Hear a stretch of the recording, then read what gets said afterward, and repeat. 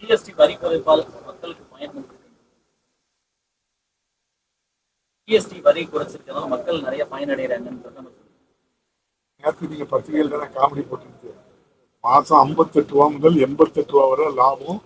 இதை எந்த நிறுவனத்துல கொண்டு தங்கத்துல மூலதனம் பண்ணவா என்னன்னு சொல்லி ஜோக்கா பண்ண பாத்துட்டு இதுல லாபம்னா அப்போ 8 வருஷத்துல 20 லட்சம் கோடி ரூபாய் யாருக்கு லாபம்? அதையும் கேளுங்க. விஜய் அவர்கள் வாரம் வாரம் சனிக்கிழமை நடைபயணம் சுற்றுப்பயணம் போறாங்க.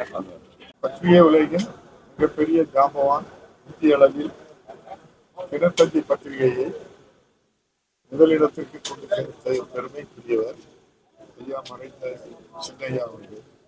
அவருடைய 90வது பிறந்த தின விழாவிலே இங்கு ஐயா இருந்திருந்தால் இந்த சமூகத்துக்கு மிகப்பெரிய ஒரு பெருமையாக தமிழ் சமூகத்துக்கே பெருமையாக இருந்தது. ஐயாவுடன் ஒரு 15-20 ஆண்டு காலங்கள் அவர்களோடு நான் பயணித்திருக்கிறேன். பல மேடைகளிலே பேசியிருக்கிறேன். எப்போதும் என்னுடைய மனதில் வருவதெல்லாம் அவர்கள் சொல்லுகின்ற ஒரு வார்த்தை தான். மேடைக்கு சென்றதை எல்லோரையும் பேசிவிட்டு அப்பாவும் பேசுவதற்கு என்னை சொன்னவுடன், அப்பாவும் உங்களுக்கு நேரம் இல்லை, நீங்க எவ்வளவு நேரம் பேசலாம் என்று சொல்வதுதான் என்னுடைய மனதிலே இருக்கின்றது. தென்பகுதியில் உள்ள பள்ளிகள், கிராமங்களில் என்னென்ன தேவைகளோ அவரிடம் அழைத்து சென்றால் அவ்வளவு கல்வி ஸ்தாபனங்களுக்கு உதவி செய்திருக்கிறார்கள். தமிழ்நாடு முழுவதுமே அப்படிப்பட்ட கல்வி ஸ்தாபனங்களுக்கு மிகப்பெரிய அளவில் சேவை செய்தவர் வேறு யாரையுமே சொல்ல முடியாது. எந்த ஊர்களுக்கு சென்றாலும் பள்ளிக்கூடத்தில் அவருடைய பெயர் திருநெல்வேலி, கன்னியாகுமரி, தூத்துக்குடி, தென்காசி, விருதுநகர், மதுரைக்கு தெற்கு இருக்க எல்லா ஊர்களுக்கும் சென்றால் பள்ளியின் பெயர் இருக்கும் அல்லது சமுதாயத்தில் அவருடைய திருமண மண்டபம் அவருடைய பெயரால் இருக்கும். அந்த அளவுக்கு மக்களை நேசிப்பவர், மக்களுக்காக வாழ்ந்தவர்.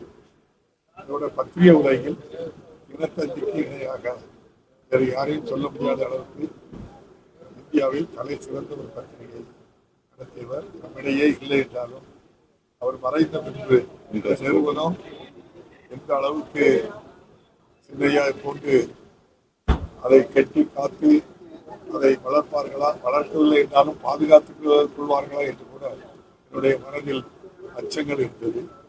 ஆனால் புலிக்கு பிறந்தது பூனையாக என்ற அளவில் இளையா அவர்களும் மிகச்சிறப்பாக இதை முன்னெடுத்து செல்வது பெருமையாக இருக்கின்றது.